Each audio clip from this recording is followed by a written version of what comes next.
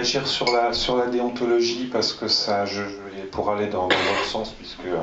on évoquait tout ça, pour être tout à fait honnête, avant même la table ronde,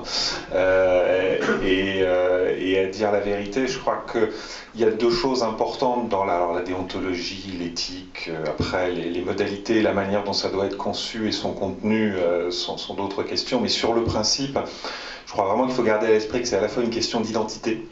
très forte pour une profession, et il n'y a pas que les grandes entreprises, mais des professions non réglementées se dotent pour être plus lisibles, pour être plus compréhensibles à l'extérieur de codes, de chartes. Donc l'exigence d'y réfléchir pour une profession est d'autant plus importante pour sa propre identité.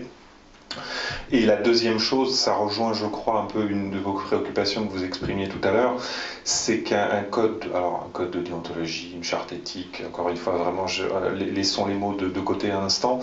ça peut être un outil, un vecteur de communication puissant. Les thèmes de vos journées, c'est le regard porté alors par vous-même ou par les autres sur une profession. Je crois que les règles, de telles règles sont aussi un vecteur de communication, ou en tout cas d'identité pour votre profession vis-à-vis de l'extérieur, et que ce soit pour vos missions, service public pur, délégataire de l'autorité publique, mais aussi pour les autres, et pour montrer les qualités dont vous faites preuve dans toutes les actions que vous entreprenez. Et donc dans cette mesure, je crois que ces exigences-là doivent être vraiment conçues comme un atout pour chacune des professions, et à condition vraiment de bien les délimiter pour que ça reflète votre identité.